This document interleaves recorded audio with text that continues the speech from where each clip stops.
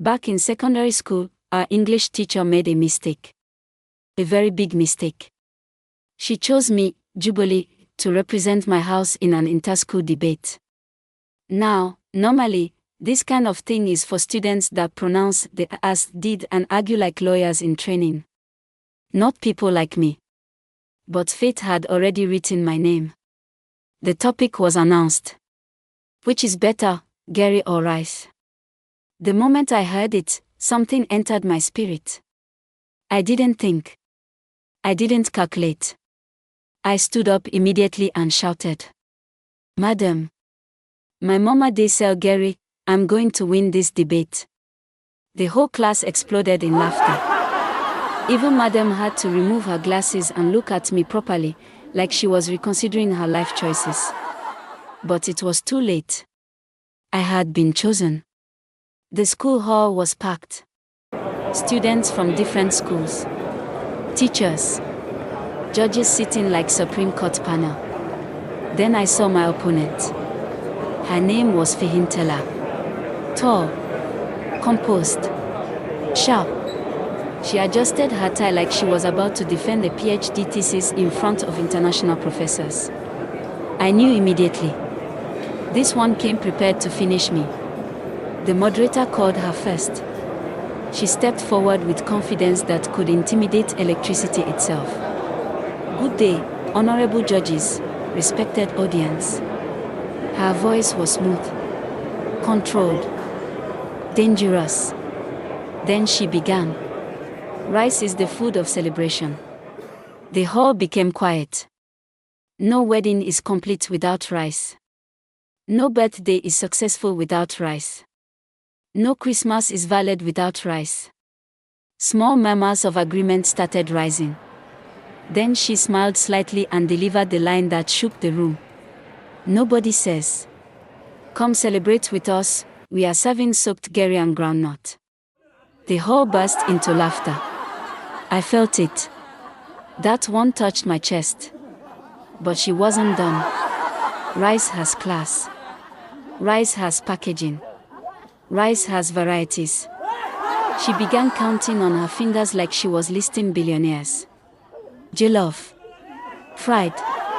Coconut. Ofada. White rice and stew. Students were already shouting. Rice enters a party with confidence. Rice wears suit and tie. She paused. Then delivered the killing blow. Garri enters in a rubber bowl. The audience screamed. Even my own classmates, my own people, were clapping like they didn't know me. Traitors. Then she leaned slightly forward and said, "Rice is for champions. Athletes eat rice. Presidents eat rice." A pause. Garri is what people eat when things are not moving well. Thunderous applause. I won't lie. At that moment, I considered disappearing. Changing school. Maybe even relocating to another country. At this point, the entire hall had already fallen in love with Fehintola's argument. Even Jubilee's own classmates were clapping for her like traitors. Loudly crying face. The judges were nodding. Teachers were smiling. And honestly, it was beginning to look like Garri had finally met its end. Because after everything Fehintola just said, what exactly could Jubilee possibly say to defend Garri? Can soap Garri really compete with jollof rice, fried rice, and party rice? Eyes. Or was Jubilee about to disgrace himself in front of the whole school? Well, what happened next changed the entire atmosphere of that debate hall forever. Remember to like and subscribe for more videos like this.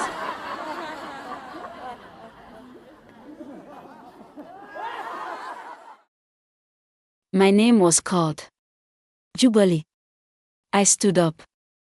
My oversized trousers shifted slightly, almost as if they too were afraid.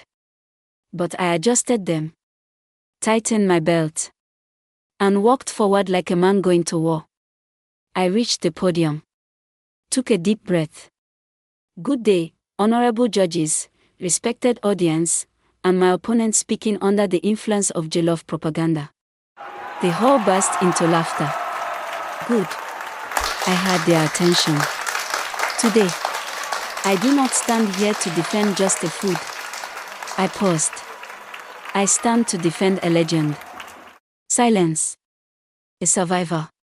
A savior of humanity. I raised my voice. I stand to defend. Garri. Half the hall shouted. Yee. Energy shifted. I turned to the judges. Honorable judges, do you have Garri in your house? They laughed. One of them nodded slowly. I pointed dramatically. Exactly. Because Garri is the last hope of mankind. The whole roared.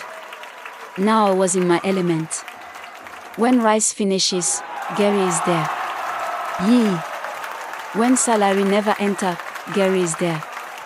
Yee. When mommy says, manage till month end, Garri appears like superhero. The hall was shaking. I turned slightly toward Fehintola. Rice is for parties. I paused. Garri is for survival. The tone changed. Rice is occasional. Another pause. Garri is dependable. Now the audience wasn't just laughing. They were listening.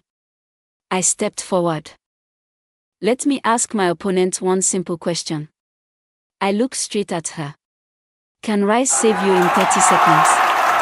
The hall went quiet. When hunger strikes by 11:47 p.m., I leaned into the microphone. Can rice shout, my son, I am ready? Scattered laughter. No. I raised my voice. But Garri. Pause. Add water. Add sugar. Add groundnut. I slammed the podium lightly. Salvation has come. The hall exploded. Even some teachers were laughing now. Then I straightened up. Garri is not just food. I began counting with authority. G, giver of energy. A, attitude changer. A, restorer of hope. A, reducer of weakness. A, increaser of agility. Cheers. Garri has many names. I started walking slowly. Student power. Life support. Hunger destroyer. Emergency department. Laughter rolling like thunder. Federal Ministry of Survival. Even the judges were smiling. Then I lowered my voice. Serious now. Conflicts came and left. Golden Morn disappointed us. Noodles became expensive. I paused. But Garri. Silence. Garri remained faithful. You could hear a pin drop. Faithful in dry season. Faithful in rainy season. Faithful in suffering. Then I turned back to Fehintola. My opponent said nobody serves Garri at parties. I paused. Long. Deliberate. The entire hall leaned in. That is because. Another pause. Garri is not a party guest. Complete silence. Then I shouted. Garri is family. The hall exploded like a stadium. Students stood up, shouting, clapping. I pointed one last time. Rice is for enjoyment. I took a breath. Garri is for emergency. And enjoyment. Applause thundered.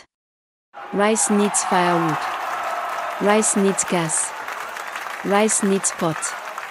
Rice needs time. I raised a finger. But you see Garri. A grin. Just bring cup and water. I spread my hands.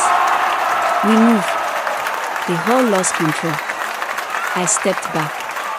Heart pounding. Sweat on my forehead. But inside me. Peace. I had said everything. The judges whispered among themselves. The hall went quiet again. Then I looked at Fehintola. She was already looking at me. And to my surprise, she smiled. Not proud. Not mocking. But impressed. Respect. The results were about to be announced. My heart was beating like talking drum. I scratched my head slightly and muttered under my breath. I beg, did I win Fehintola? She didn't answer. She just kept smiling. And in that moment, I realized something. Win or lose, Garri had already won.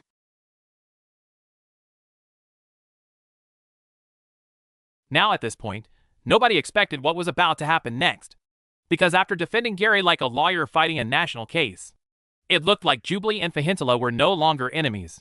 In fact, this debate might have just started an unexpected friendship. But trust me, what happened after the competition ended shocked the entire school. So if you want part 2 of this story, make sure you like this video, subscribe to the channel, and turn on the notification bell, because you do not want to miss what happened between Jubilee and Fehintola after the debate ended.